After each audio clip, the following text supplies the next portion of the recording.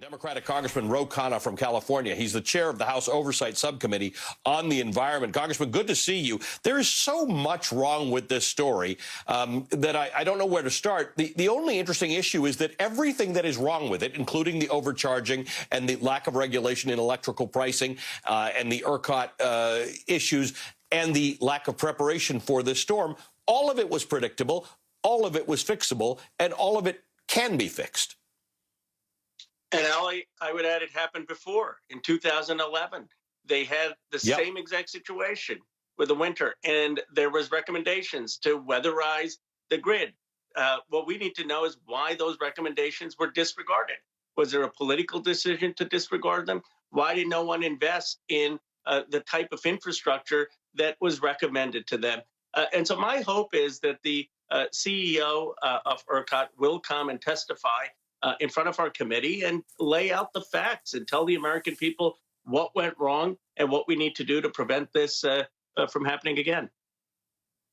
The state of Texas, though, the government of the state of Texas, the governor and Republican leaders there have made quite a show of having zero interest in the federal government playing any role in their electricity regulation. In fact, they made the argument, if you'll recall, in the early hours of this power outage that Texans would rather take a power outage than have the federal government involved. Well, that's not what we're hearing from with Texans who have $15,000, $20,000 bills, and we'll be hearing some of their testimony with Texans who had to suffer through extraordinary cold weather. We have an obligation as the United States to make sure that this doesn't happen to anyone, Texans or Californians or people in any state.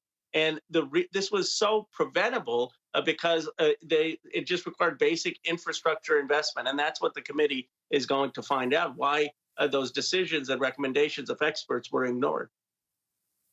So it's odd because it's not.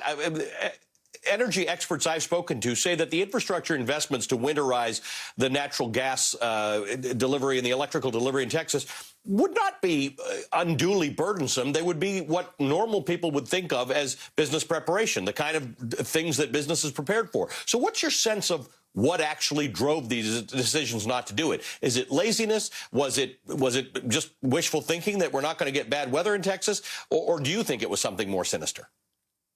I think it's a worldview that these politicians have. Deregulate. Why do we need regulations? Why do we need this kind of investment? This is bureaucracy.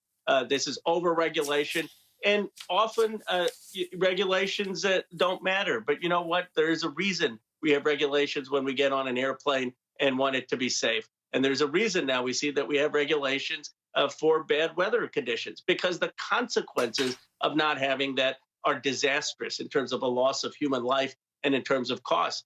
And that's why what we will find, I think, with these documents is that the experts were saying to weatherize. The experts were pointing out, by the way, that weatherizing wind turbines was much simpler than weatherizing natural gas. If anything, Texas would have been benefited if they had more renewable energy, despite the claims. And all we want is to get the facts out. And so we're going to be having a hearing in late March. It's not going to be in any way a hostile hearing. The idea is help tell the truth, tell the American people what happened and what we need to do most importantly going forward. Congressman Khanna, $15 an hour minimum wage. You tweeted that $15 an hour is barely enough to scrape by in any zip code. I encourage those arguing otherwise to try to afford rent, utilities, food, child care, elder care, car expenses, health care, school supplies, and clothes on $2,400 a month. $15 an hour is $31,000 roughly a year. Why are we having such difficulty with this, with understanding that minimum wage just hasn't kept up with inflation in any other part of our economy? Oh, here's the sad thing. Dr. King in 1963, when he marched on Washington, was marching for a $2 minimum wage. That would be $17 today.